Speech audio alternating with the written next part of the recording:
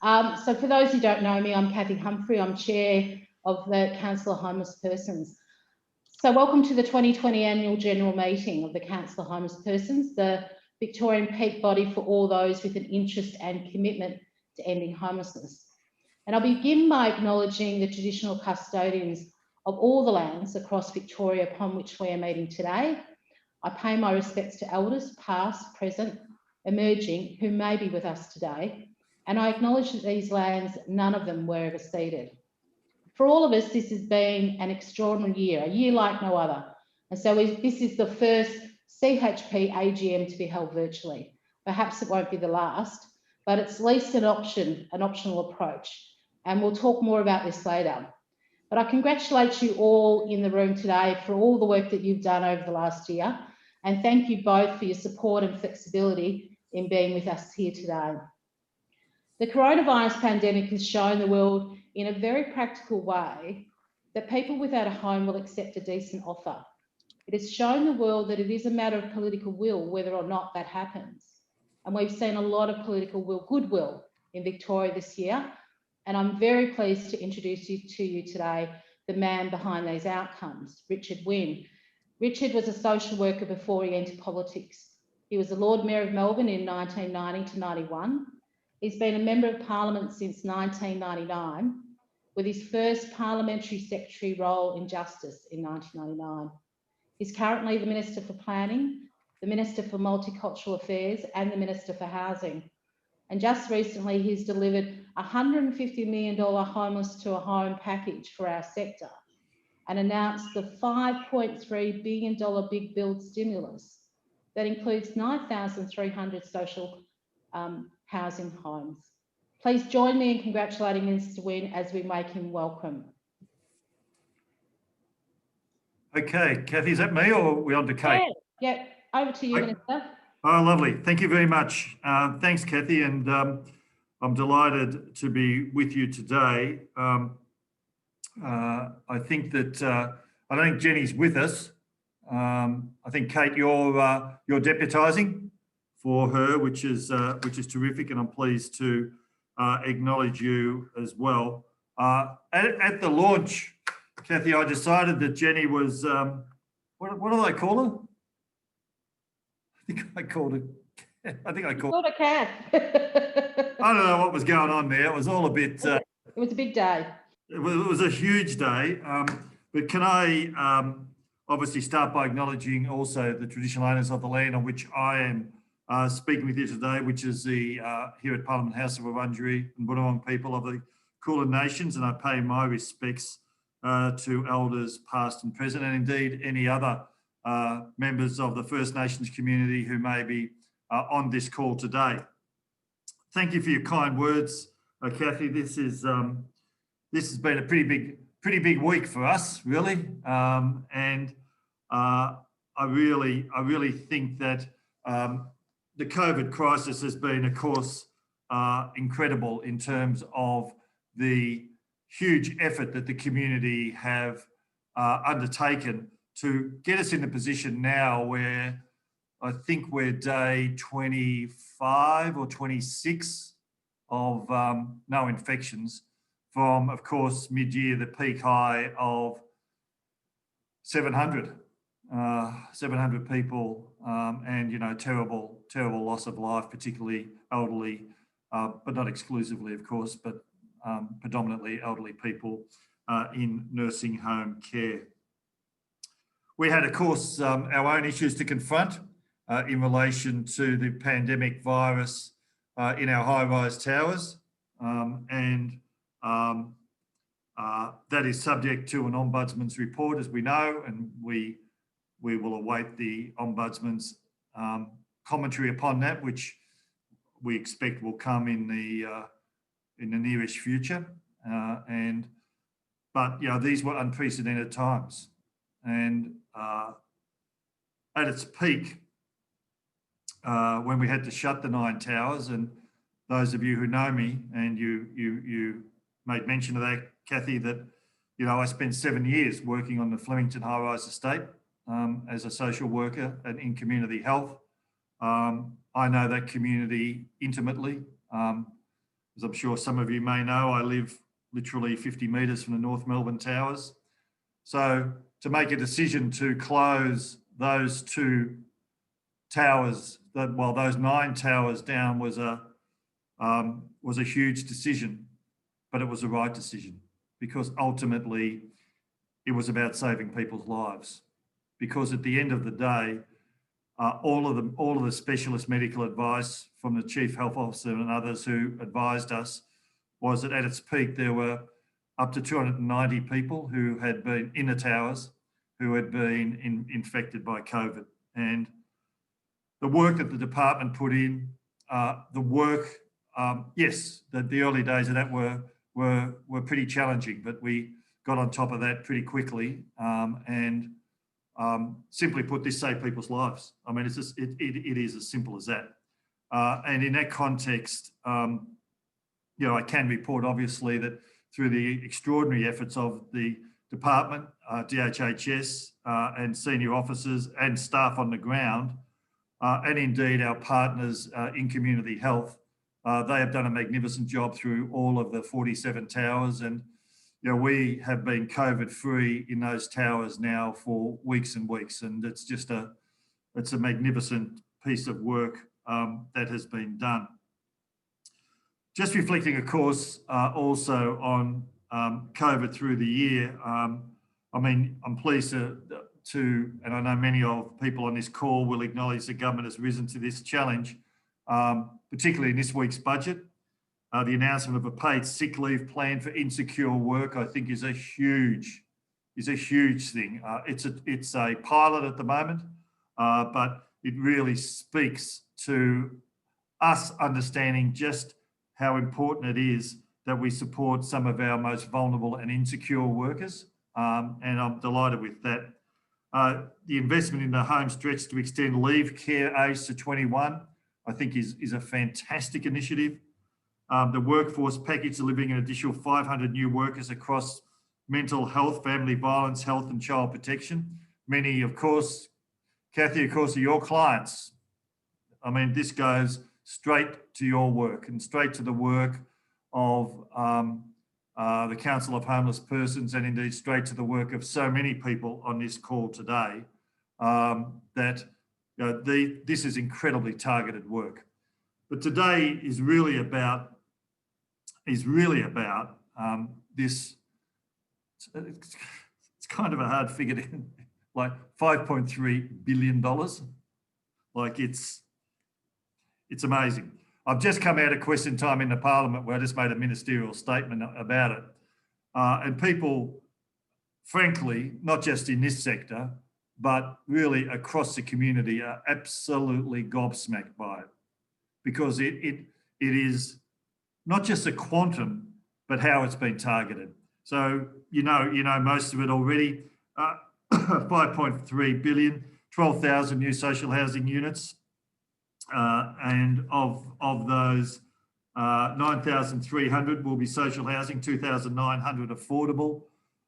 We will be targeting absolutely 1,000 will be delivered to Aboriginal community, 2,000 to members, 2,000 to people off the public house, it's not called the public housing list anymore, the central list, 2,000 for mental health, and 1,000 for women and children escaping domestic violence. So we specifically have targeted into those 3 groups, but this is not over. I particularly and acutely are concerned about older women, because I think we have to develop a strategy that addresses that as well.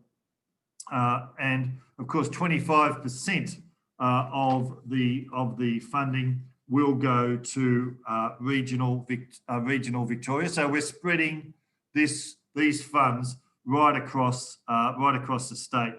And in that context, I won't give you the full rundown of the 18 or 19 local government areas, but let me give you just a snapshot of what is going to be a guaranteed minimum investment. So Greater Geelong, 180 million, Bendigo, 85, Ballarat, 80, Greater Shepparton, 45, Mildura, 40, Wangaratta, 20, Warrnambool, 25, and on it goes. So that amounts to $765 million. And we've got roughly another $500 million that we'll be seeking to partner with other local governments as well. So 10% of all of the workforce will be apprentices and trainees for projects over $50 million. Now that sounds like a lot of money, but in terms of a medium density build, we'll be doing quite a lot of that as well. We will also be investing in the strategy to develop what used to be called the old spot purchase program. And we're out now for expressions of interest, and we're allocating roughly a $1 billion. I mean, they're ridiculous figures, aren't they? Well, you know, it's only $1 billion towards a spot purchase program. So what we're looking at there is looking at the opportunities to be what I've said to the Director of Housing, to be socially aggressive, to go out there and really look for opportunities to engage with the private sector, with the philanthropic sector, with local government, to see what we can draw in by way of the opportunity to partner and have spot purchase opportunity going forward. And again, this is right across the state. So we think that there are fantastic opportunities out there. You know, projects that maybe have not got off the ground yet, projects that are seeking a partnership, projects that are only half completed, projects where the purchases have fallen over for a whole range of reasons. These are very, very unique opportunities for us to be intervening in the market. We think also that these sorts of initiatives will have a huge impact, particularly not just in terms of our interests, in terms of the provision of public and social housing, but also the opportunities that are provided for jobs. Jobs are going to be absolutely critical in 2021. We know from the building industry and the housing, the HIA and the MBA and others, we were looking at potentially 30,000 tradespeople who would not have work in 2021, and that would be terrible. So we are looking. This is straight up and unambiguously a stimulus package, and one that achieves a fantastic social outcome and an economic outcome at the same time, because it's about the fastest thing you can do in terms of investment is build housing. The best housing you can build is social housing, and that's always been the case. So from our point of view, this is just a really fantastic winning proposition for everybody. And we have, of course, also sought to reposition the Office of Housing, so the development of Homes Victoria. If I have to describe what that is, this is our delivery agency. So they will deliver the 2,900 affordable houses, which will be managed by the Homes Victoria.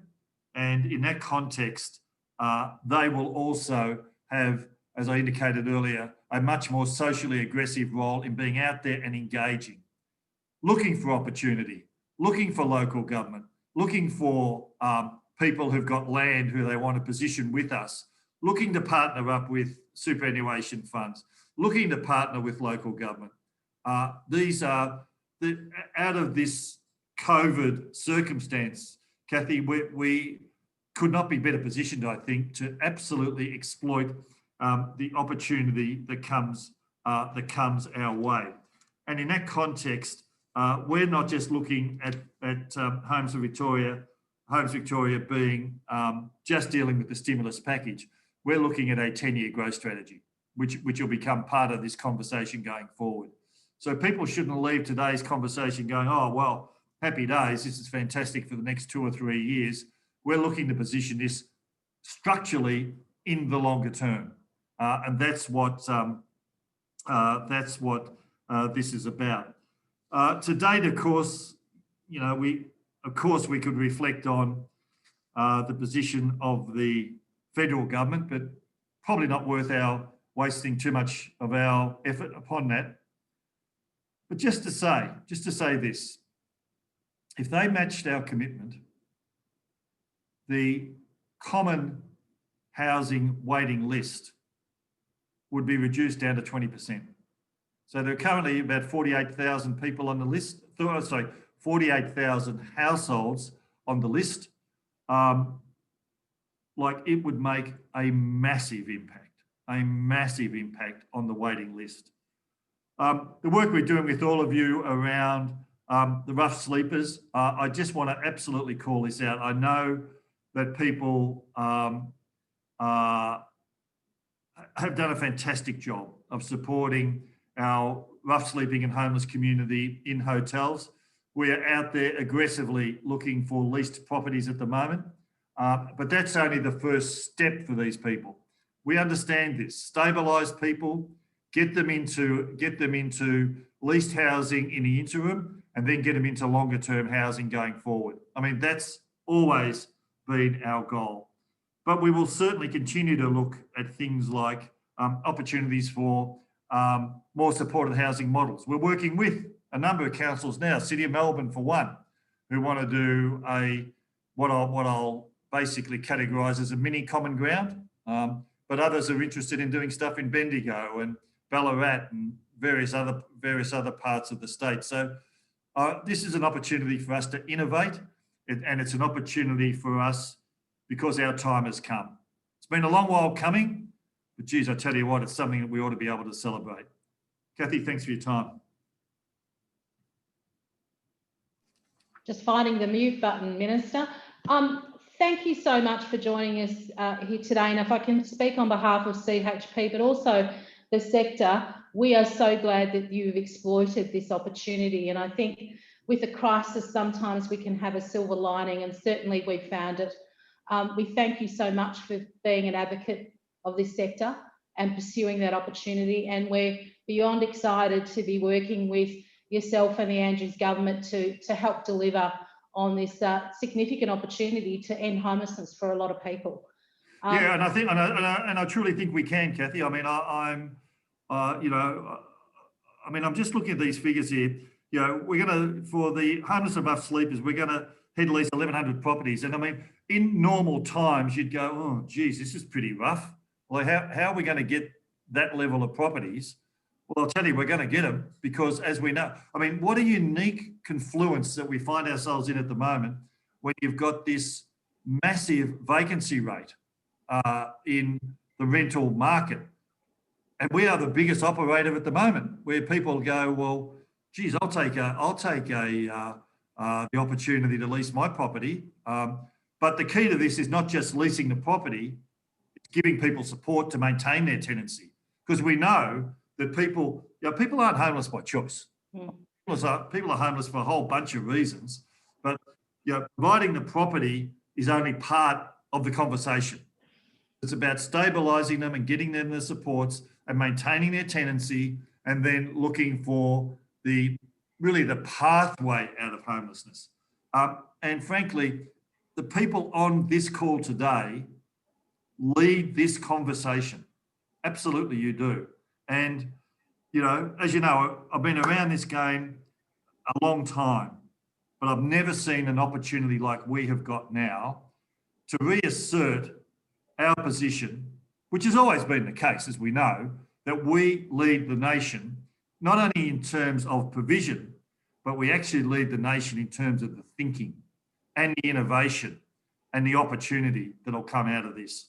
I can't be happy to be with you. I mean, I'm just about off my head about this. It's it is just so good. I mean, and it really kind of, at some levels, it bookends part of my career in advocacy for all of the people who we have always wanted to support.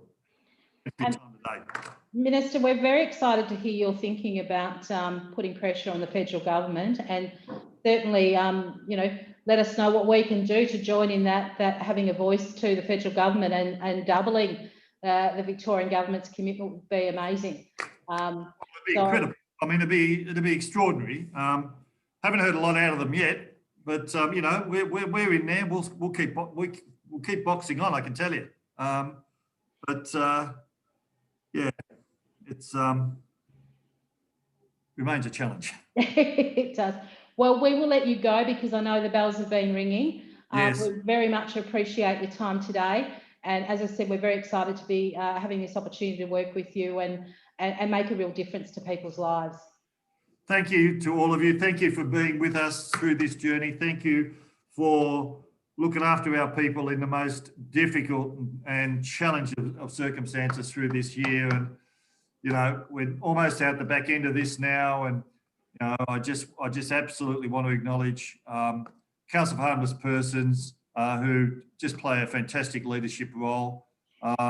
And to all of you on the call today who do such magnificent work. We are blessed to have you working for the Victorian community. Thank you so much. Thank you, Minister.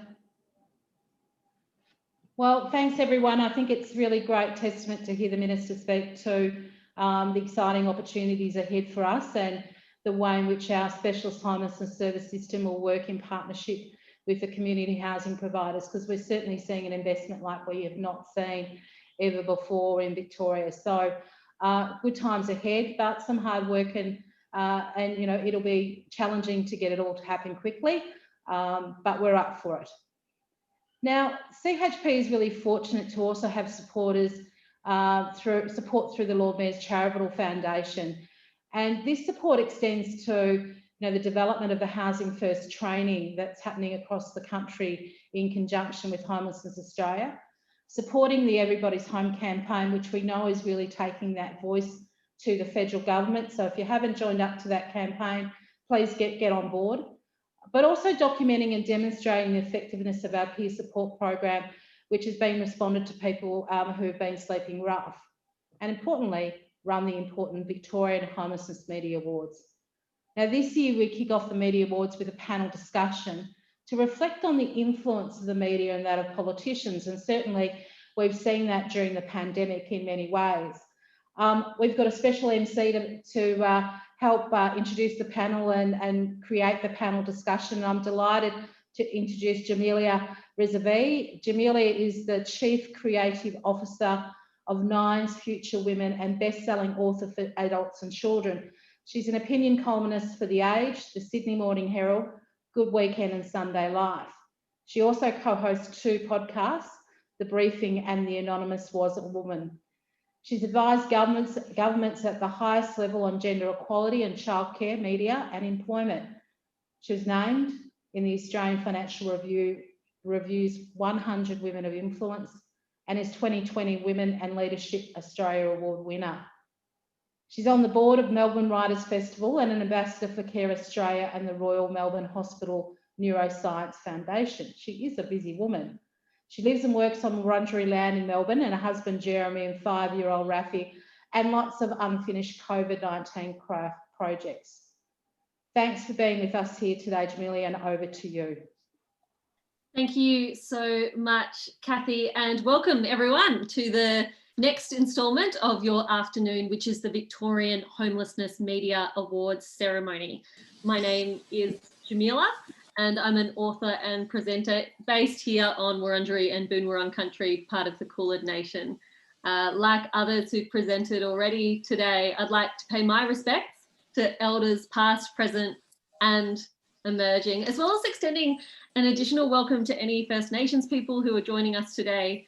For those watching, please take a moment to acknowledge whose land you're on in the comments or Q&A section below. Of course, First Nations people have been telling stories and having important conversations on this land, and indeed all over the continent we now call Australia, for tens of thousands of years. So today we join a really important tradition. Thank you for making the time to be here this afternoon and celebrate the wonderful journalism that shines a light on Australians' experience of homelessness. I know that we're all thoroughly sick of Zoom after 9-10 months of it now, but some things are important and special enough to face all of those little blue and black boxes for. So I'd like to direct you all once again to the chat section at the bottom of your screen. There is a PDF of today's program that you can access, and you can follow along with that during the course of the afternoon if you're like me and you like the certainty of the scaffolding of an agenda. Now, I'm going to be a little bit self-indulgent for a moment and speak to you a little before we get to our panel discussion. I've worked in and around the news for more than a decade now across television, newspapers, radio, podcasts, and in the digital space. And over time, I've come to see news as both a shared and a symbolic resource, the avenue through which we distribute the information that matters to all of us, the information that should matter to all of us, and unpack what might be done in response. As journalists, we have a duty not just as reporters of facts, but as tellers of stories.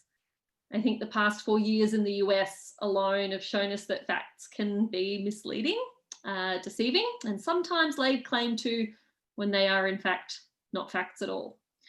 Facts as influencers of public opinion are at their most potent, I think, when they're accompanied by their all-important context.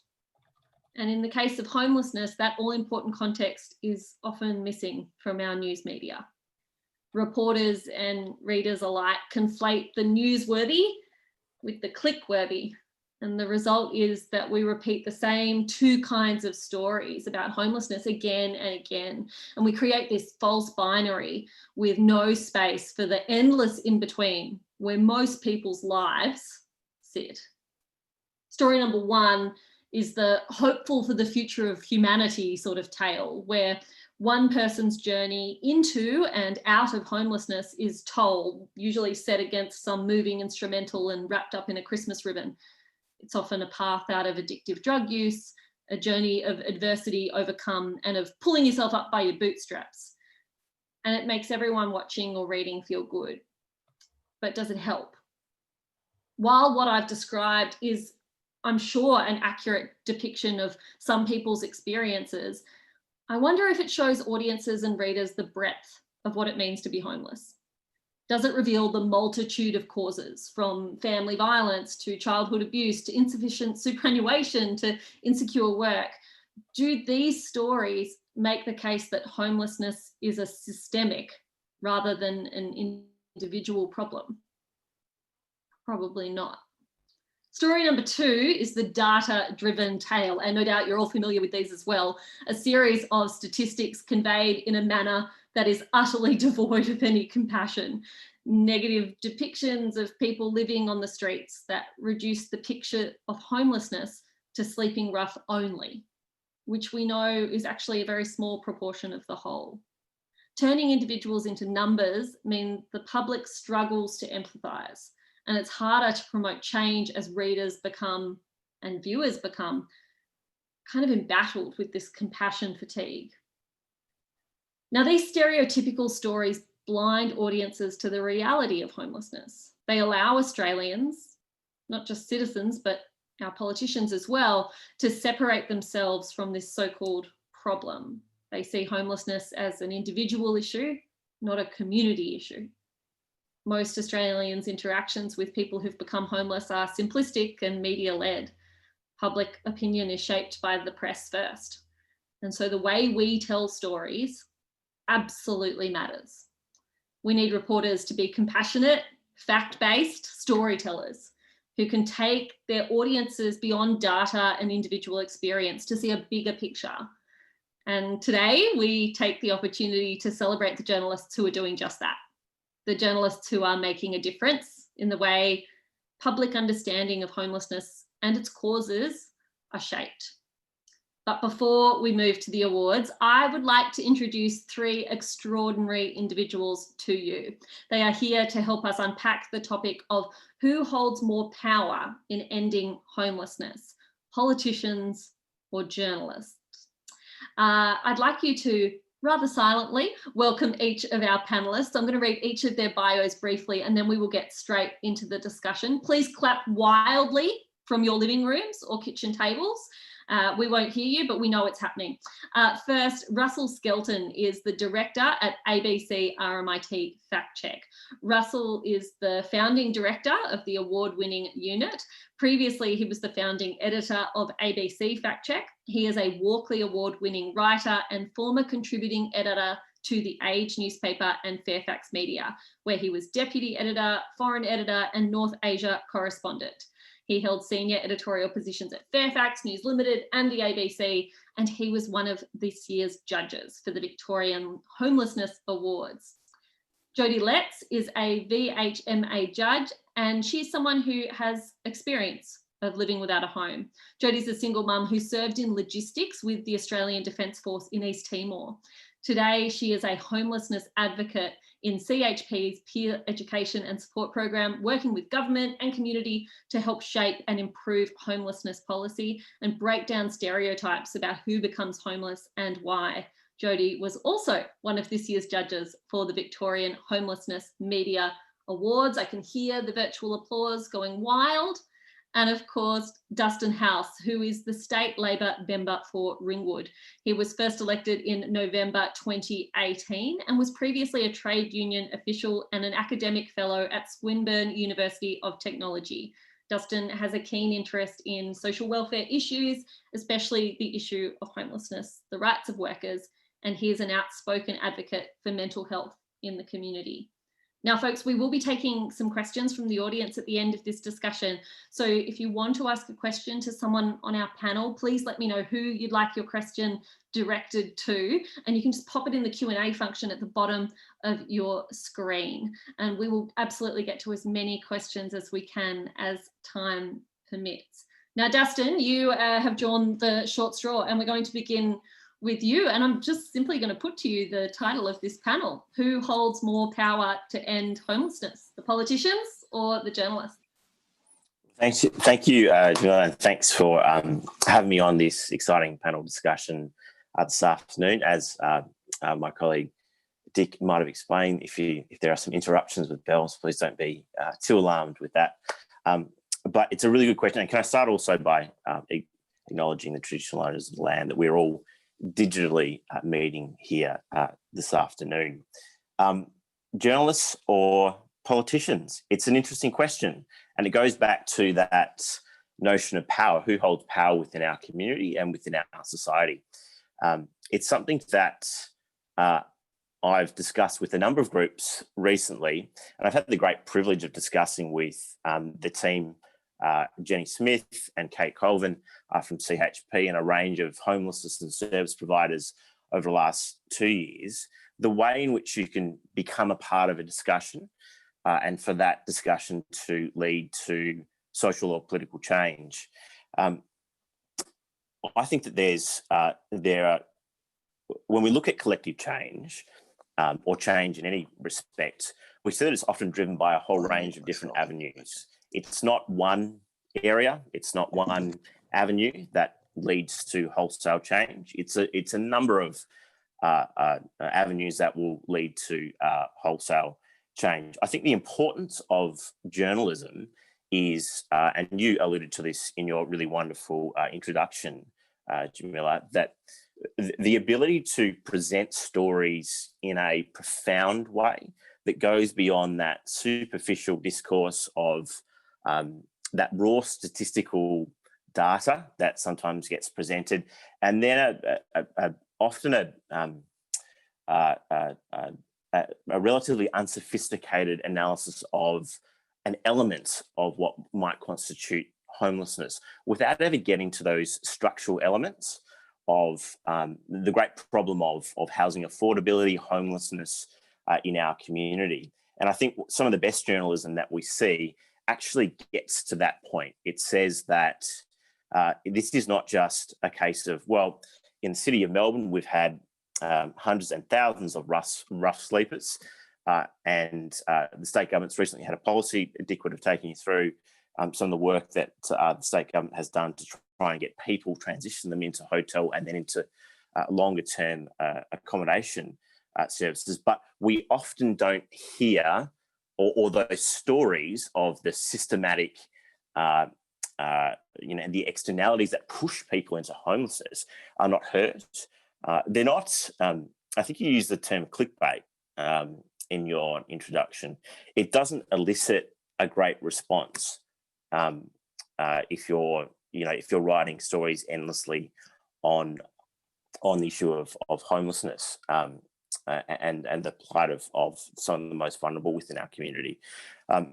But I do think that journalists, and really, really good journalism that talks to the structural inequalities within our society and get to the root of the problem, has a really important role to play in informing the wider community that can then inform politicians and put that pressure on politicians like myself and like our state government. Politicians also have a tremendous capacity to enact change. And this announcement recently by the Victorian government, we're taking an opportunity, as the minister would have outlined in this COVID crisis, but it's also one that has been there for some time. There has been an opportunity for some time for governments across Australia, both state and federal governments, to lean in and to understand the economic advantage, not just that inherent ethical or social imperative of addressing issues of homelessness and making sure that people can get into the things that they need to build that foundation for them to build a sustainable and structured life. If you don't have, I said it in the Parliament, in fact, just today, if you don't have access to a secure home and you don't have access to secure income in some form, then you really don't have much. There's not too much that you have. And so the opportunity for journalists is to shed a light on the structural inequalities within our political and economic system, which are evident, and those cracks have been borne out through this crisis. The role of politicians, of course, is to act boldly and bravely. And I think the Victorian government has done that. And this notion, particularly if I talk about Victoria, and the minister would have mentioned this, I only caught the end of his contribution, but if we were to have the funding contribution matched by the federal government, we could really, in this state, get across to ending the issue of homelessness as we know it now. So I think that there is a shared responsibility, and in any change there are multiple avenues. It just cannot be driven by the political class. It cannot be driven solely by journalists or by elements of civil society and providers who bang their head against the wall to get politicians to listen to good public policy and good economic advice. Dustin, thank you so much for that. I want to bring in Russell from ABC Fact Check before bringing in Jody for the deciding vote on the question of our panel. Russell, who holds more power to end homelessness? Politicians like Dustin or journalists like yourself? Look, I think it's firmly in the hands of the politicians and the pressure groups these days. I just make a couple of observations here. The number of working journalists covering these issues has been in decline, as we've watched Fairfax, even News Limited, and even the ABC shed staff. And I think what's very important to note is the absence of specialist writers now. Newsrooms have been stripped right back to their bare bones. And so like 10 years ago, you might have a number of specialist writers which might cover the issue of homelessness, whether it's the economics editor or the political editor or whoever it is. That depth is no longer there. And that has implications for the issue of homelessness, because this is a very complex, very nuanced story. It's not straightforward. And when you have novices tossed in to do it at short notice and on some 24/7 rotation news cycle, that's where you get misreporting, you get mistakes made, and also you get stereotyping, and you get the wrong sort of message coming through. It's not because those journalists aren't any good. It's just because they don't have time to contemplate, dig around, and build up the number of experts they need in their contact book to inform their stories. The other thing I think we should note here is that the rising power of social media, which I think is having a big impact on traditional journalism and on the way people receive their news and understand issues.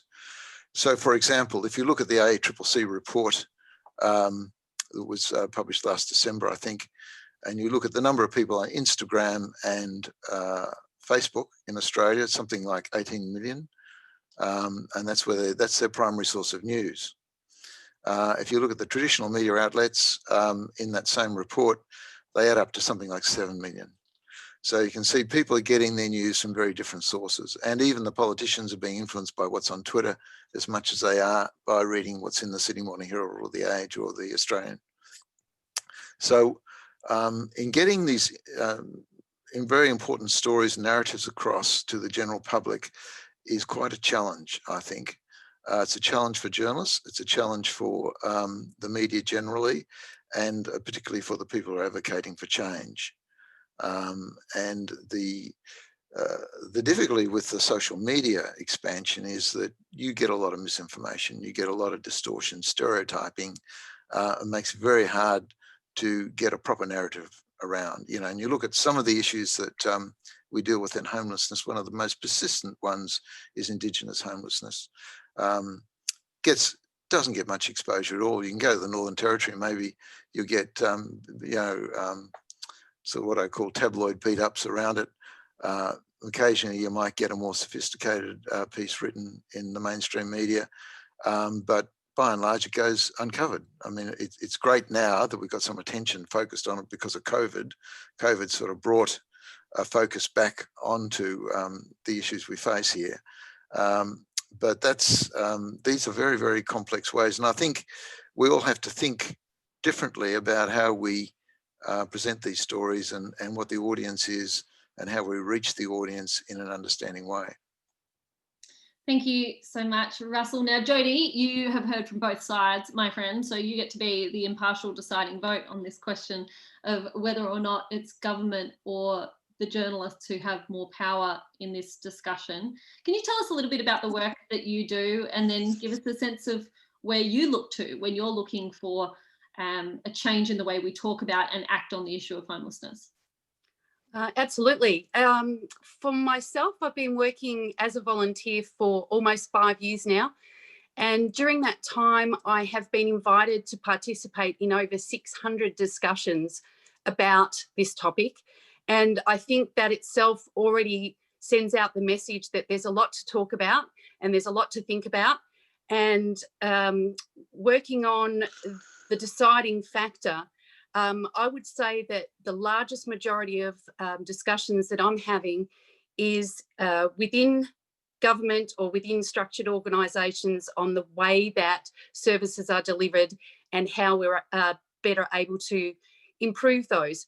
And it has, in the 5 years that I've been doing this work, it has been a huge focus on bringing in that consumer voice, and every step and every decision includes that consumer voice, and it is getting stronger and it is taken extremely seriously on all levels on how that's impacting on the end user and what service they're getting. So for me, that other small percentage has been in the open media circuit. And I think for myself, I have experienced that and reflected on it, and thinking back, it's a very, very, very narrow scope. I'm asked a couple of questions that are very specific, and it doesn't allow the reader to understand everything about my experience. There's just a very narrow focus on one topic. So where we're raising that level of understanding, there is no way for that information to be channeled to people to understand the complexities of it. So unfortunately, in this debate for the media, I am actually swaying to the other side and suggesting that in my 5 years of experience, it's definitely been the politicians that are listening and the politicians that are taking the time to understand the impact that it's having, and definitely seeing some significant change. And that's been sped up by the COVID process, which is, we're all admitting, that's a very great opportunity for us to make some change. but there was a lot of work behind the scenes leading up to that had us in a good position to be able to take on these new announcement that the minister was talking about earlier. So I definitely would like journalists to take a little bit more time when they're interviewing someone who has experienced homelessness to not only talk about their topic, but see whether they can envelope a few other considerations to start expanding the knowledge of the public and get that awareness happening and get that support on a more public level to support these changes that the politicians are bringing in. Jodie, thanks so much for sharing that. Russell, I might come back to you because you talked about the problem of underfunding and the lack of specialist journalists in this space. I don't suspect we're going to see a whole lot of new funding going into our media organisations at any time soon. You know, I'm happy to be incorrect. But without that, what can we do to improve the quality of our media reporting? So as Jodie said, we've got journalists who are asking the right questions rather than throwing a couple of quick questions at someone Jodie's working with and then leaving and not really getting to the depth of that story. Sorry, I think you're on mute, Russell. That won't be the first time it happens. Someone else will do it. Sorry, my apologies. Look, there's no simple answer to it. But I would think if I was in this space working for an NGO and I wanted to get a story across, I would be trying to cultivate individual reporters, brief them, build up my contact book, even educating news editors, getting them in, making them understand what the long-term implications of a story are. I mean, if you take a concept, say, like, Common Ground, which is pioneered in America and has come to Australia in some form or other. I mean, there's a lot of people, the people who are what I call the gatekeepers of the news agenda are not aware of these sort of developments and what the policy implications are for the benefit of, and how maybe as an organisation they should be promoting them. So I think a lot of it's an educated process. I think there's probably a lot of original reporting that's got to be done now by experts in the field. Like at Fact Check, the way we do a fact check, we might have a journalist in charge of the fact check, but we go and consult all the experts. We get their opinions, we look at the data sets, we spend quite a bit of time analysing it and working it through.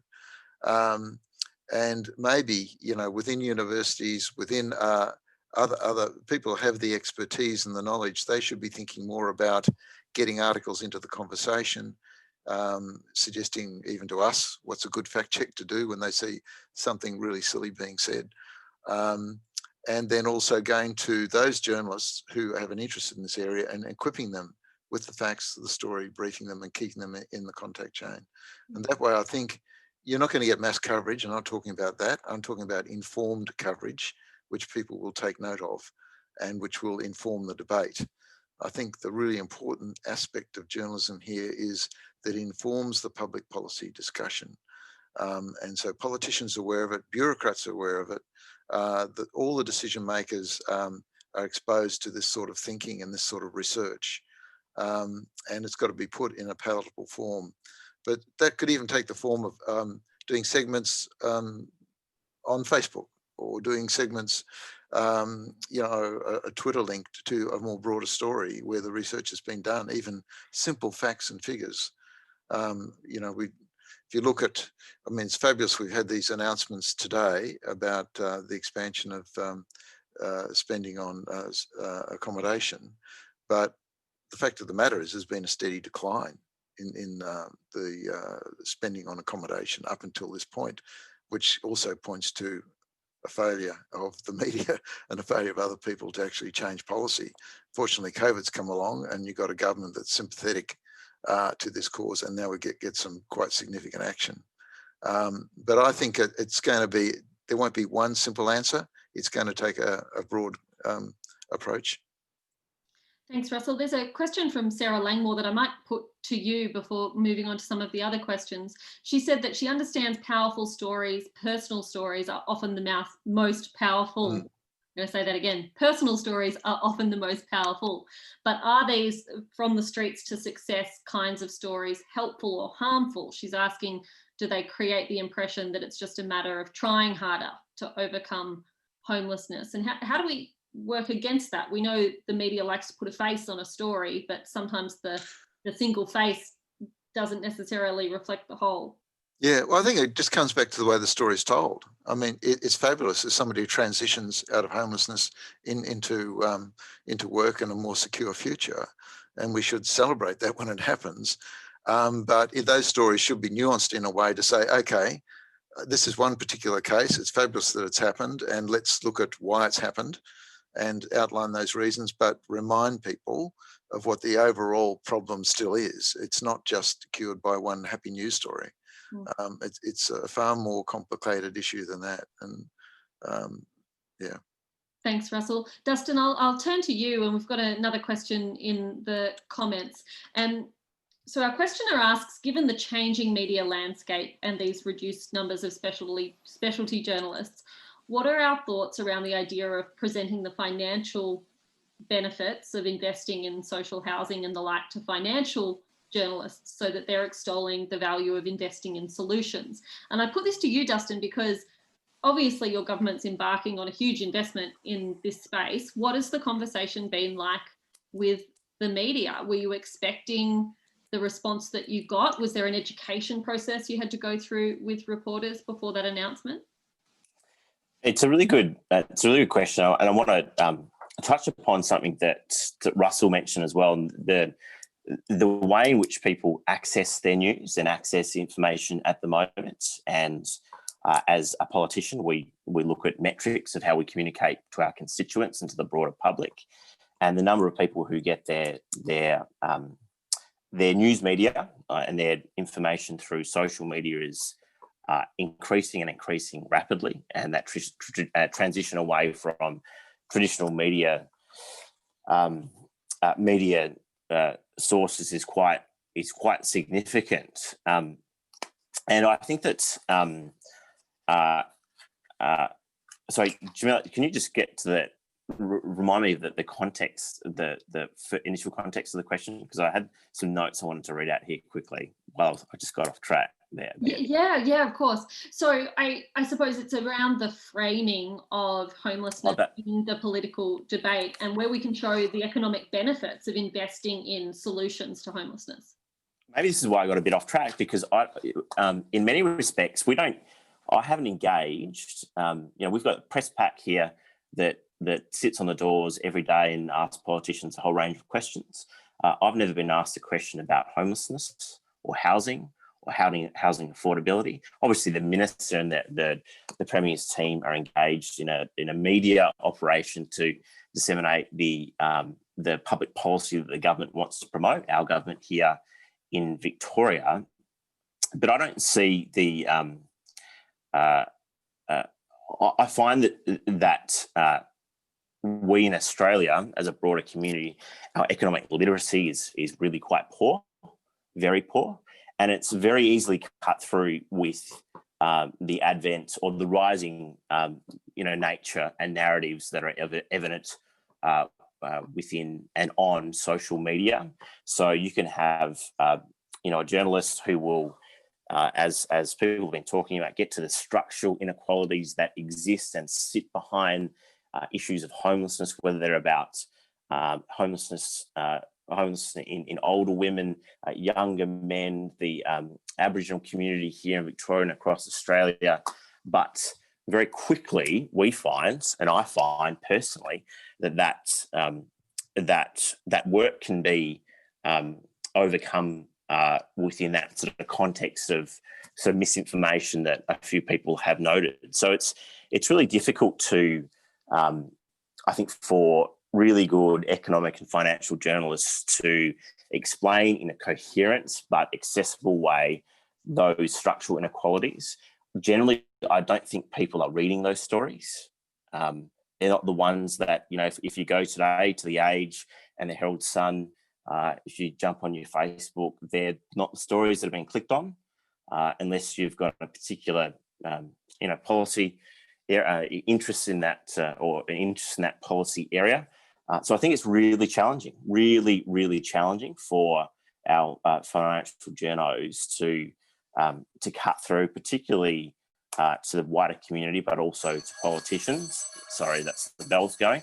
But and that goes also back to the, that withdrawal of the specialist journalist, that journalist who can spend some time examining an issue, spending a week thinking about an issue and then writing a piece about it, doing that research work that when we see newsrooms gutted across the country, we just have a lack of really quality journalism at times in these spaces, or we have just so few voices, some really good journalism, but so few articles that are coming out to really make a dent in that public discourse.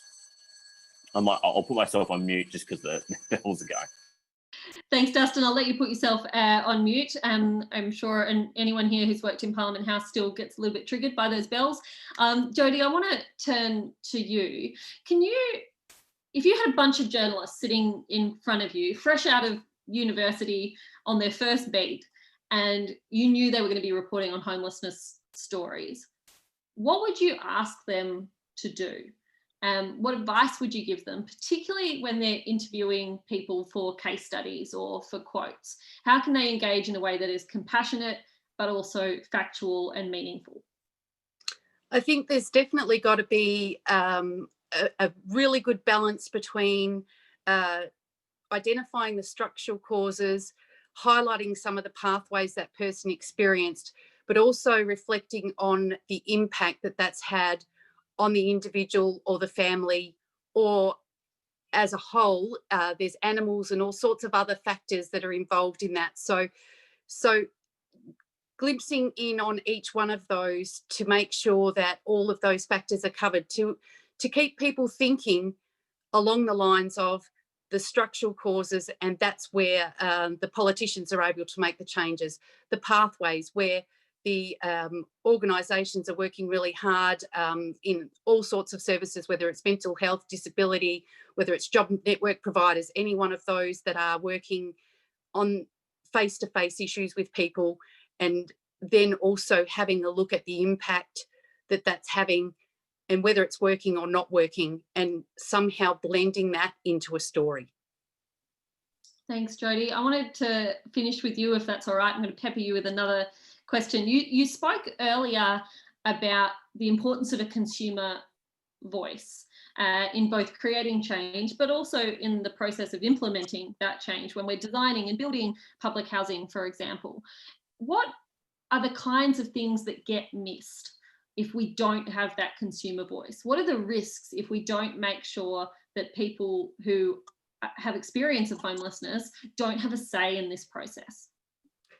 What we find is we're left with 4 or 5 boxes to tick, and we need to fit that box instead of the service fitting our needs. So it really narrows down the ability for organisations to work with someone on their actual needs, and that then, even though they are doing a brilliant job, they're very restricted, and it's not actually meeting the needs of that person. Therefore, they don't necessarily sustain their tenancy, or they fall back into bad health or re-enter domestic violence situations because that is not enough and the wraparound services don't cover all their needs. So I think that where we are using our voice is to extend that out and start to branch that across a much bigger view of the overall system, and having a look at those individual silos and bringing them together so it's wraparound for everyone. And those little bits, people can have a lot of help, then they have a little help. They want help now, then they don't need help, but they come back in a couple of months and they say, I need help again. And allowing people to move through really seamlessly to meet those needs when they need it. Jodie, thank you so much for sharing with us, and also to Dustin and to Russell for your insights and your experience and your expertise. I'd like it if now here's a big experiment on Zoom, folks. I'd like it if all of the audience could unmute themselves for a moment to see if we could share a real round of applause. This is almost certainly going to fail, but we're going to give it a go, folks. You're going to get a request to unmute yourselves, and we're going to attempt a clap. Hey, I got one. Folks, that appears to be too difficult for all of us. Put yourselves back on mute. Just going to skip that little part of the agenda. I'm going to make that executive decision on behalf of everyone here. Thank you so much to our panel. We really appreciate your time. Folks, we are now going to move into the formal presentation component of this afternoon's event. So I would like to welcome Erin Dolan from the Lord Mayor's Charitable Foundation, who is going to introduce the formal awards proceedings. Thanks, Jamila. I'd like to begin by acknowledging the traditional owners of the land on which we meet today. I would also like to pay my respects to elders past and present. So the Lord Mayor's Charitable Foundation is an independent community foundation that supports Melbourne's charities and the critical issues facing Melbourne. This includes a long-standing commitment to addressing homelessness and increasing the supply of affordable housing. So as I've said, my name is Erin Dolan. If you don't know me and you're a charity, I strongly encourage you to contact me. In particular, we're opening a grant round in January, and I'm happy to provide you with an advanced copy of the grant guidelines. So I will post my email in the chat section shortly. Separately, I would also commend the sector, including Everybody's Home, on their wonderful advocacy in affordable housing with the recent state announcement of $5.3 billion. The Lord Mayor's Charitable Foundation supported Everybody's Home, which has provided a means for connecting the public with the government on issues related to homelessness and housing. The foundation is also a proud supporter of the Victorian Homelessness Media Awards. This project uses strategic communication and education to help the community understand that at-risk groups are far beyond the typical image of a rough sleeper. The awards are a positive approach to the levels of community understanding of the causes of homelessness through rewarding a journalist who is presenting the issue of homelessness holistically and in a solutions-focused way. Thank you sincerely to the judges who have generously contributed their valuable time to this very important project. And to the finalists, congratulations. This year's finalists are outstanding, and we are honored to be celebrating them today, although not in person, still very much together. Every finalist will receive a framed print of an artwork by Gunakana woman Tiffany. This artwork was created through The Torch, a not-for-profit organization that provides art, cultural and art industry support to Indigenous offenders and ex-offenders in Victoria. Given the inextricable link between incarceration and homelessness and the overrepresentation of Aboriginal Australians in our prison system, this print is a reminder of the importance of journalism in exposing the systemic inequalities and disadvantages in our society and lead us towards change. And now to the part you've been waiting for, the announcement of the winners. The winners of each category will be announced by one judge from each panel. As each winner is announced, they will be invited to unmute themselves and say a short few words before we move to the next category. I'll now pass over to VHMA Judge Annie Bracey, who is a former member of Launch Housing's Lived Experience Advisory Group, to do the honors of announcing the student and early career category. Annie.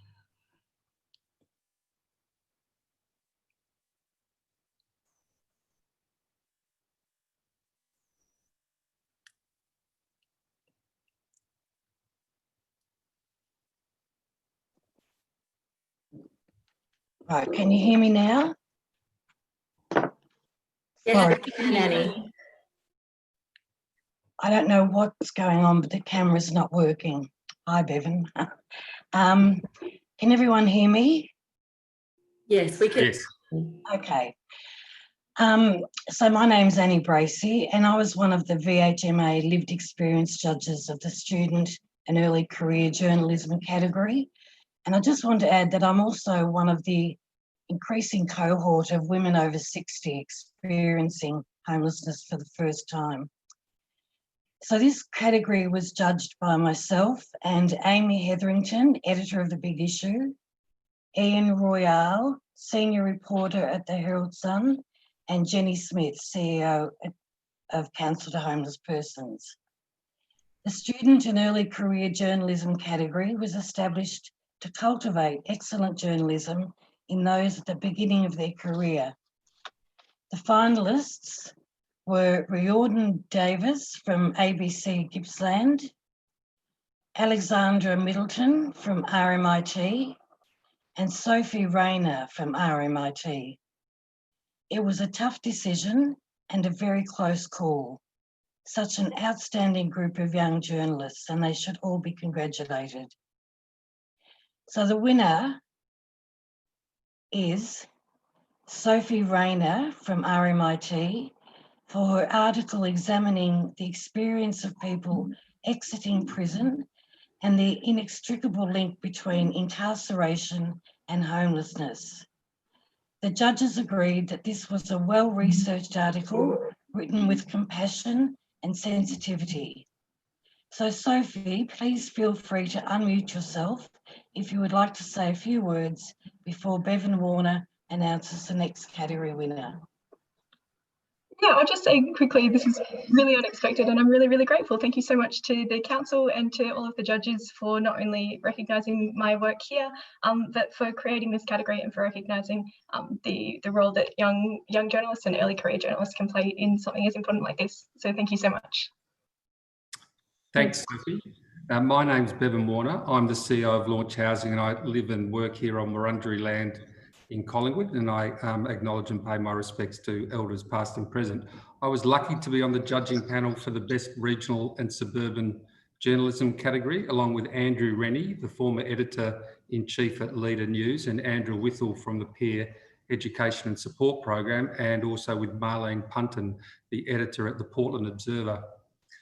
Regional and suburban reporting of homelessness is vital. Our attention is too often focused on the issues that affect city people, but the reality is that as rents rise across our outer suburban and regional areas, homelessness is affecting every town and suburb and hamlet in Australia.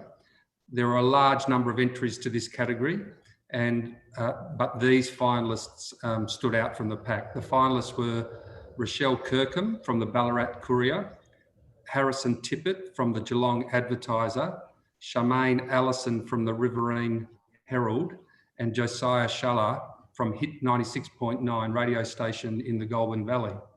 And from Josiah's Facebook video series to Harrison's examination of the housing crisis in Geelong, Charmaine's sobering three-part series and Rochelle's coverage of homelessness in Ballarat during COVID, the standard of reporting represented by these entries gives me great confidence in the standard of journalism in non-metro newsrooms. But there has to be a winner, and the winner of the best regional and suburban journalism category is Charmaine Allison from the Riverine Herald for her series of feature stories on the hidden homeless crisis in twin towns Echuca and Moama that captured a range of perspectives from homelessness agencies, Aboriginal service providers and local politicians, accompanied by haunting photos of people who've fallen through the cracks of a broken welfare system. Charmaine, please feel free to unmute yourself if you want to say a few words before Mickey Perkins announces the next category winner.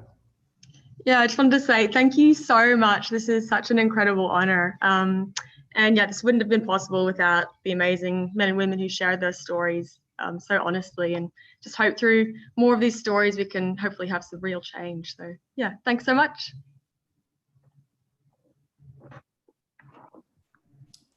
Hi everybody, my name is Mickey Perkins and I'm coming to you from unceded Wurundjeri land in Coburg. I'm an environment reporter at The Age and I was the social affairs editor for about 5 years and was awarded one of these awards last year, which was very lovely. I was on the judging panel for the best feature journalism category, along with Rob Curtin, the former news director at 3AW in Fairfax, Alison McDonald, the former acting chief exec at Domestic Violence Victoria, and Jodie Letts from CHP's Peer Education and Support Program. The finalists for Best Feature Reporting on Homelessness were Sharon Bradley in the Good Weekend magazine, Rochelle Hunt and Warwick Long, ABC Radio Melbourne Afternoons, Peter Mayers for ABC Radio National, and Jill Topsfield from The Age. The depth and breadth of these entries was really excellent, and I enjoyed really reading all of them or listening to all of them. Thank you. Sharon wrote heartfelt human profiles. Peter looked at Australia's housing failures. Rochelle and Warwick had intimate live radio conversations with older women who've experienced homelessness. And Jules' feature showed how COVID-19, seemingly overnight, was able to end street homelessness in Melbourne. It was a very close competition and it was a difficult decision, but the final winner is Sharon Bradley from Good Weekend magazine. The judges agreed that Sharon's entry was an excellent and well-balanced long-form piece which looked at structural and intersecting drivers of homelessness amongst older women. Sharon, if you'd like to unmute yourself, you can say a few words before Russell Skelton announces the last category. Thanks, Sharon. Thank you so much for that introduction. I'm thrilled and surprised. And first of all, I'd just like to say congratulations to the other finalists here today. I'm honoured to be included in your company. I'd also like to thank the organisers of this event for helping to bring more awareness to the homelessness crisis, which is one of Australia's most inconvenient truths, and to the judging panel for their recognition of this story, which details how the crisis is impacting a forgotten cohort, which is older single women. And most importantly, perhaps, I'd like to thank the three women, Rhiannon, Maria and Fiona, who found the courage to share their harrowing stories with me, even in the depths of their own despair. I'm really looking forward to telling them about this, and thank you very much indeed. Thank you.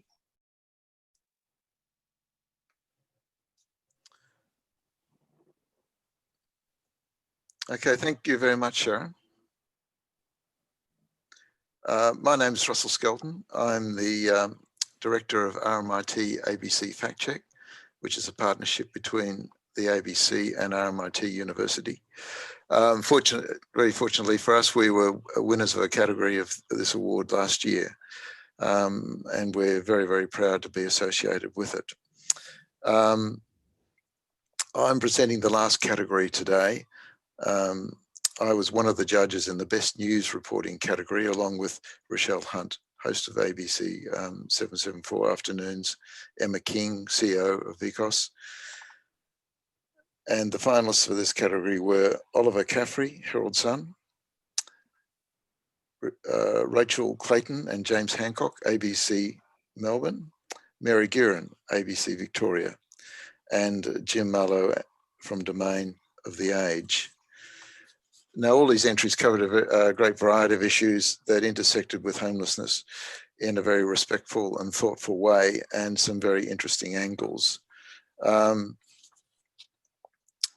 From Jim's exclusive article examining the vulnerability of people living in overcrowded homes during the COVID pandemic, to Rachel and James's report on the plight of asylum seekers left without income during COVID, and Oliver's front page article that connected the dots between an established camp of rough sleepers at a local sports ground and Victoria's housing crisis. But the winner of this category is Mary Guerin for her exclusive and very thoughtful and well-researched story on the crisis in accommodation in Victoria, which has led to a growing number of rooming house operators taking advantage of desperate people and the agencies that support them. Big congratulations to Mary. I invite you to unmute yourself and say a few words before handing to Jamila to close proceedings. Thank you, Russell, and thank you to you and the rest of the judges. This is really a lovely award, and I'd really like to acknowledge the quality of the fellow finalists as well. Really fantastic. Thank you for the organisers of this award, and also really was enjoying that fascinating panel discussion you had before, particularly hearing from Jodie, and couldn't agree with her more about the limitations of the media and the challenges that we all have with that. And hopefully with COVID-19 bringing those sliding doors kind of closer to us, all of us, the whole of society sort of realises, as we've been talking about, all those things that play into homelessness. poverty, the family violence, mental health, you know, simply we are all closer to the experience. So thank you for doing this and helping raise awareness, and hopefully we can all go on and keep up the good work of trying to keep it top of mind. Thank you so much, Mary, and an enormous congratulations to all of our finalists and all of our winners. What an enormous achievement. Thank you for your important work and your continued commitment to covering the issue of homelessness. Folks, that brings us to the end of the Victorian Homelessness Media Awards. I think only one person forgot to put themselves on mute. My apologies for my unsuccessful attempt at getting real applause. I am going to ask you, however, to go absolutely insane with how your applause manifests itself right now, whether you are sitting at your desk in an office, whether you are sitting on your bed and we don't know about it, whether you are in the dining room or the living room or sitting on the couch. I want you to be giving the biggest applause you possibly can to our wonderful finalists and winners, and they will be imagining it all. Thank you for joining us today. That is the end of the Victorian Homelessness Media Awards. I understand that some of the audience is staying on for the annual general meeting, but for now, I will say an enormous thank you for having me and hand back to Kathy Humphrey. Good afternoon. Thank you, Jamilia, and let me add my congratulations to the outstanding journalists that have been won the awards. But I also want to acknowledge Jodie, Dustin and Russell. I think it's terrific to have that depth of panel discussion and really examine those important issues. But before we move on to the AGM, I do want to kind of deal with the issues of statistics as was spoken about in the panel discussion. And in Australia, we are fortunate to have a census count every 5 years. We're also fortunate that our census includes a focus on homelessness and allows us to have a point in time count for the number of people at a home on a given night. And as a sector, we've long played an important role in supporting the ABS to access those without a home. I hope we've got in the room today from the ABS to speak with our sector about our sector's role in the forthcoming census. Georgia Chapman, who is the Director, Census Inclusive Strategies, 2021 Census Field Branch from the Australian Bureau of Statistics. Please join me in making Georgia welcome. Thank you so much, Kathy, and thank you all for having me here today. The speakers to date have been fascinating to listen to, and huge congratulations to finalists and winners of the Media Awards if you're still here. I too would like to acknowledge the Wurundjeri people of the Kulin Nation, the land on which I am sitting today, and pay my respects to elders past, present, emerging, and any members of the Aboriginal and Torres Strait Islander community who are watching or here across the land.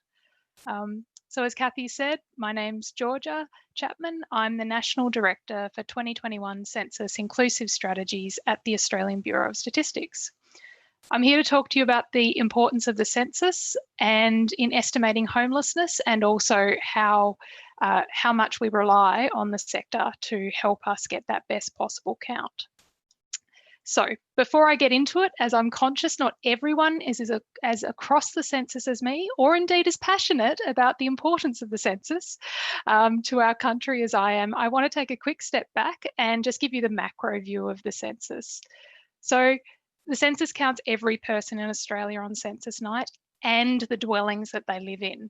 So it helps understand not just our demographics, but how and where we live. And it's those two combined that help us with the homelessness count. It's a snapshot of us as a nation, and a snapshot that's taken every 5 years to see how we're changing. And the next snapshot is next year's Tuesday, 10th of August, 2021, 258 days away. Not that anyone is counting. Census informs government policy, distribution of funds at all levels of government, private investment decisions, electoral boundaries, and right down to the local level about playgrounds, where playgrounds and playgroups should be, what languages people speak at home, or their proficiency in English, to inform what language materials we need to provide for a community. And of relevance today, it's the only national estimate of homelessness in Australia. The COVID pandemic and its effect on people's housing and economic status in particular means it's more important than ever to be able to understand and measure levels of all types of homelessness across Australia and see how we're tracking 1 year from the COVID, the commencement of this pandemic. To overcome barriers to the inclusion in the census, we have special strategies to allow people experiencing homelessness in different situations to participate more easily. Examples include, we have special field officers who go to hotspots where rough sleepers congregate or who attend drop-in centres. These field staff offer interviews for these rough sleepers, and they have a shorter version of the census form that's more appropriate for the situation they're in. We also have special census field officers who visit hostels, shelters, boarding houses, hotels, and other forms of temporary accommodation to provide assistance. And we also work closely with the agencies that manage domestic violence refuges to ensure they remain anonymous and that vulnerable people staying there at these places can participate safely in the census. Arguably one of the most challenging groups to make sure we count are couch surfers and people in severely crowded homes. I could spend a lot of time talking about the numerous challenges and the head scratching we've done to try and improve this, but I will just summarise by saying we have made further improvements to our online and paper forms. So it's more easy to understand who to include and who not to include, but in this case, who to include, and how we word the question, particularly the question about where you usually live, to inform how you should report that you don't have a usual address. That's the key indicator for us to know or to look at whether someone's homeless or not. Each of the groups, each of the different operational groups for people experiencing homelessness require different messages and communication channels. And we need to make sure that they get out to participate, for people to participate correctly. And this is where everyone in the sector comes in. It is critical that we have the sector support to get the messages out and provide that assistance so people experiencing homelessness can get access to a form, know how to participate, and receive assistance where needed.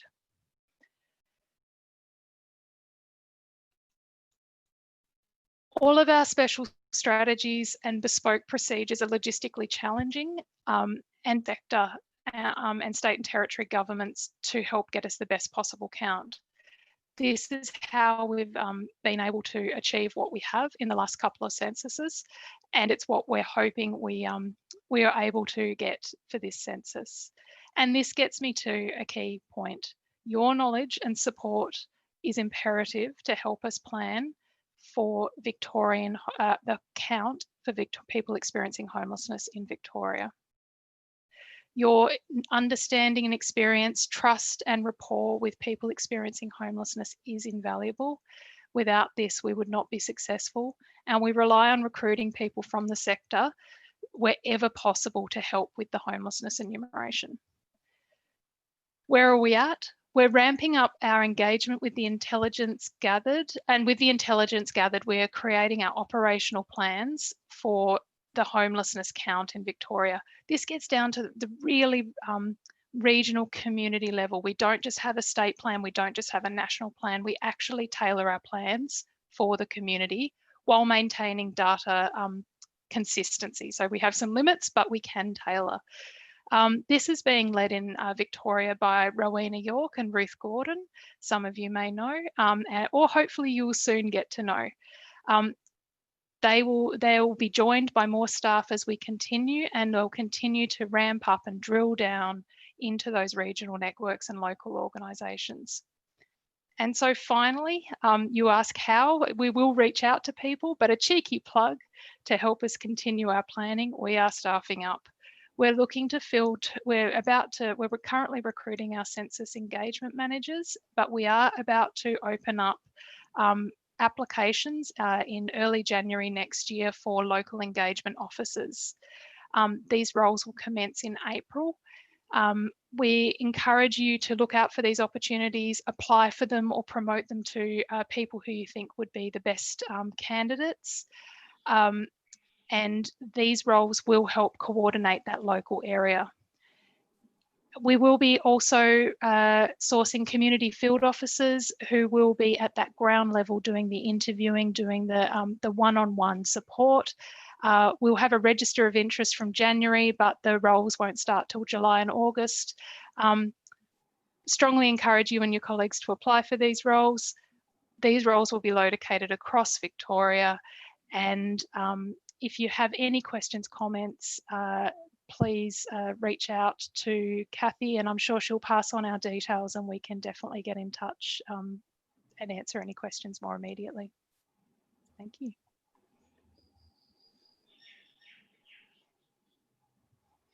Thanks, Georgia. Sorry for the pause.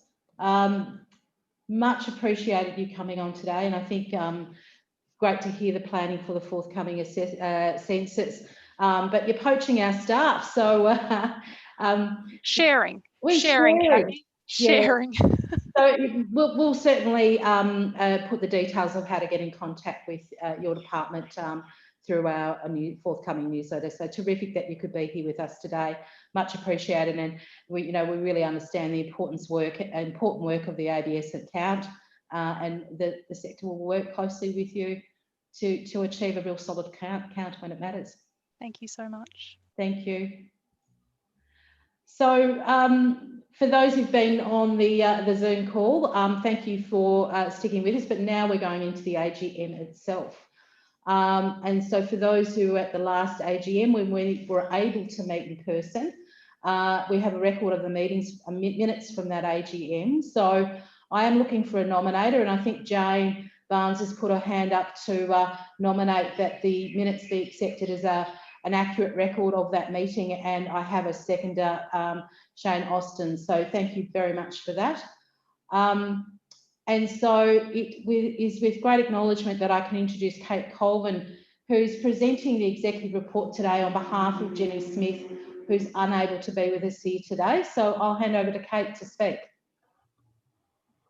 Thank you, Kathy. And I'd like to start by acknowledging that I'm joining the meeting from Wurundjeri country and pay my respect to elders past and present. Jenny very much sends her apologies. Unfortunately, her father passed away yesterday, and so she's not able to be with us, and has asked me to give her report for her. So she has written the report, and I will share it with you. So with the budget over and Christmas approaching, we look back and it's really hard for us to remember the first half of the 2019-20 financial year, but this report is about that full year. You know, over summer we had the terrible fires and the smoke haze and huge job losses, which were caused by the fires to so many communities. And somehow we rolled right from that into the COVID crisis. Council to Homeless Persons is driven to play our role responding to these crises, trying not to duplicate our sector's leadership and working in partnership with government. We've done our best to not put too much on hold while we've been doing extra advocacy and extra capacity building work related to the crisis, but we've worked to also deliver the work that we already had planned before the crisis. This year, each and every CHP member of staff has risen to the occasion and played a special role keeping the show on the road. They're all named in the annual report, which was circulated just before the meeting to you, so I won't name them again today. CHP has continued our really active partnership with the Department of Health and Human Services through these tough times. The department's continued to support the implementation of our sector industry plan, and a great deal of this work has been able to continue through the year. The highlights have included the finalising of the outcomes report, which clearly articulates a sector position to guide our interaction with the department in implementing outcome measurement. So we're very appreciative of the partnership with Mark Planagale and colleagues at Larada Consulting that helped us to deliver that report, and also to the many people who contributed in the consultations to clarify the position that we were able to share. We've now also completed the workforce development strategy, which I'm going to launch today. The specialist homelessness sector workforce development strategy identifies the work to be done over the next 5 years to enable Victoria's specialist homeless services to have enough people with the right skill sets to support people who are or have been without a home or who are at risk of losing their home to access and maintain secure housing. The strategy, like other work that we've done, was developed through an extensive consultation process, and we give our thanks to all the sector leaders who contributed so much and so well to that process so that we can have a really robust strategy. The plan outlines what we do and don't know about our sector. It provides a vision for Victoria to have a dynamic and highly skilled workforce, actively engaged in ending homelessness for supporting people to access and maintain safe and secure housing. It includes a set of principles that guide our work, that homeless services should be person-centred, outcomes-focused, collaborative, evidence-informed, consumer-driven, rights-based, and prioritise Aboriginal self-determination. And it also includes a set of principles about how we support our workforce, that organisations are supportive, inclusive, effective, accountable, and focus on lifelong learning, and also on integrity. And it outlines, the strategy outlines 5 workforce-related goals that I believe are on the screen, so you can read those as well. That talented people are attracted to and stay in the sector, that people have the capabilities to work effectively and opportunities to enhance their practice, that there's sound knowledge base about our workforce, that our workforce is connected, healthy and thriving, and that there's an established architecture for workforce development. The strategy provides strategies and an action plan for fulfilling each goal over time. And while I'm not going to go into that level of detail about those action plans, the focus include attracting and retaining students, new graduates and experienced staff from other parts of the community sector, and identifying pathways for people with lived experience of not having a home into the workforce.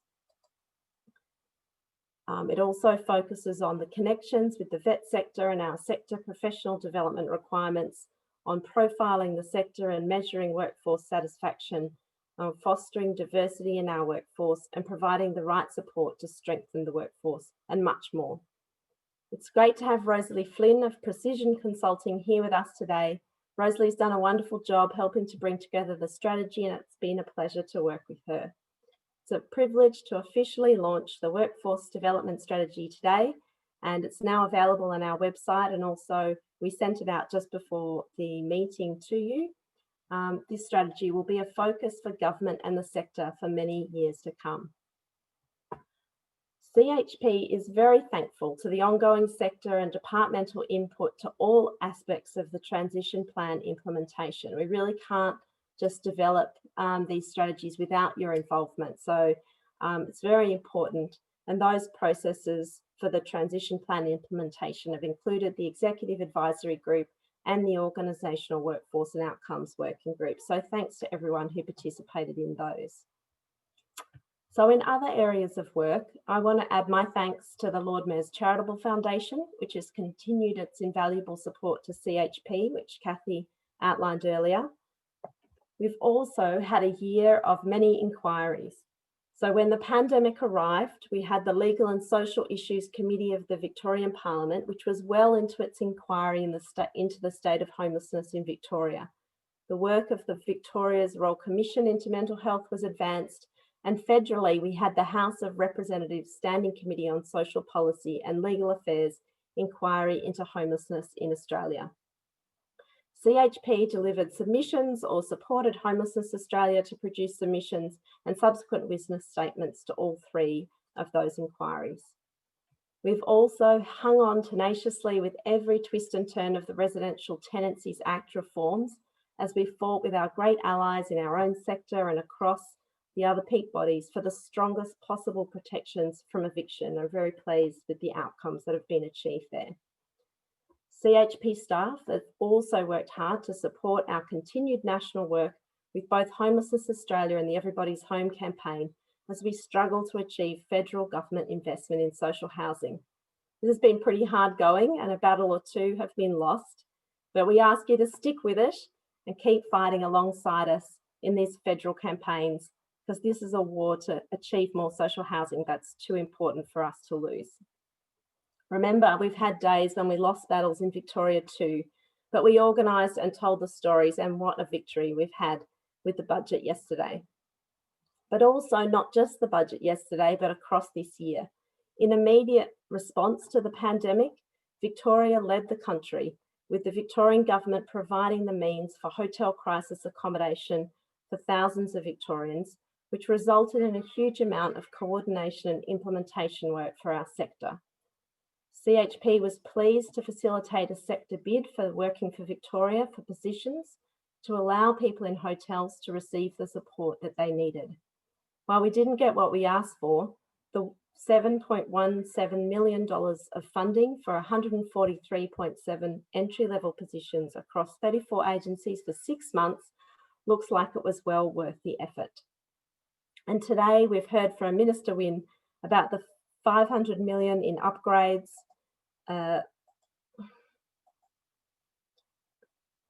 Sorry, I just lost my page.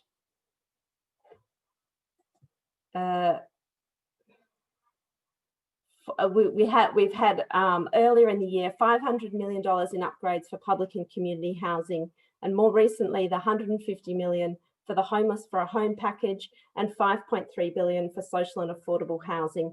And also I'll add to that the government committed in the budget to extend home stretch to all young people leaving care, which will make an enormous difference. So even just the $5.3 billion social and affordable housing commitment, that means that over 4 years, 9,300 households will find a home they can afford. And the ongoing funding for support in the $150 million package means that the sector is better placed than ever to support many people to keep that home. The department has supported CHP to provide an induction program for Working for Victoria entry staff.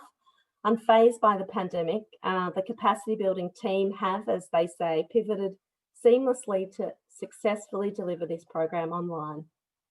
And that then paves the way for CHP to begin delivering and transforming the SHS training calendar from 2021, which is now being funded by the department to CHP to deliver. And at least initially that delivery will need to be online. Our work in sector capacity building has continued apace this year, with thanks to the department for support in relation to training around NDIS and the MARAM, as well as the continued funding of our rough sleeping action plan senior practitioner role. And of course, the sector and government have supported 10 strong editions of Parity, produced as if it was normal times. Looking just at our own organisation, we've been reaccredited by QIP, worked with Larada Consulting to develop a framework for our internal monitoring and evaluation, and also recently embarked on the development of a brand new website. CHP has been working from home since mid-March. While this has presented some challenges, it was initially particularly demanding for our homeless advocacy service and our new PEST team. But hasn't missed a beat, and PEST has settled back into their usual roles in the sector and beyond. CHP continues to receive fantastic pro bono support. Susan Inglis and Ange Kelly of Women Working Wonders have continued to provide the really highly regarded team leader training to our sector. Stuart Grieve and Georgia Whiteside of Johnson Winter Slattery are unstinting and providing us with legal support. And after a long run, Bosch is concluding its magnificent support, providing a rental subsidy for young people leaving care through Berry Street, as well as for PEST professional development. It's been a wild ride for us all across all of that work while not leaving home, and we look forward to continuing our partnership with you over the next year. Thanks, Kate. And on behalf of the CHP board and our members, we'd like to congratulate yourself and Jenny and the team for an extraordinary year. And it's amazing what can get done when we're working from home. So everyone's really stepped up to the plate and we've achieved a hell of a lot. in such a complex year. So congratulations, and thank you so much for talking to Jenny's report today. So the next bit of business for our AGM is the financial report, and I'm going to welcome our long-serving Treasurer, Michael De Shepper, to speak to the financial report. Welcome, Michael. Thank you, Kathy. And I'm presuming I'm on screen, but I am. Great, thank you. So thank you and good afternoon, everyone. My name is Michael De Shepper. I am a board member of CHP and the treasurer of this great organisation. And I would like to just start by also acknowledging the traditional owners of the lands on which we are meeting today and pay my respects to elders past, present, emerging, and those who are with us today. I think from a financial perspective, I'd like to say that our results and our organisation is as big as the $5.3 billion announcement from the Minister, but alas, it's not quite. But having said that, you know, our organisation as a peak is doing very well, and I'm sort of quite delighted to report that it's sort of been another year of steady as it goes for CHP. If you review the online annual report, in the back of the document, you'll see the financials, and you'll notice that we've made a small deficit for the year of about $3,500. And through the 12-month period, we've had quite a sort of negligible movement in cash reserves. So I think both of those outcomes in a period where, at least for the second half of the year, there's been quite some uncertainty, is a very good outcome. I think we were very grateful that the conference was held pre-COVID and was actually so well supported by the sector. So thank you for everyone who supported the conference that was held in the back half of 2019. I think as an organisation, we've also been benefiting quite magnificently from project funding, both from DHHS and the state government, and also from philanthropy. And it's been sort of touched on a little earlier in the AGM. But I think from a financial perspective, that clearly brings some challenges around managing the funds efficiently, acquitting those funds, and also this year around reflecting how we account for those funds in light of some new accounting standards that were introduced. And I'm sort of quite pleased to report that the team at CHP really accepted the challenge around undertaking the necessary accounting and record keeping that has allowed us to appropriately sort of match the income we've received for those projects against the expenditure. And I think to that end, I'd like to thank the finance team at CHP, which is a small but rather tight team of both Nilgan and Julie, and also more generally just Lynette Deeks and Jenny Smith, who have supported the work of the committee over the 12-month period.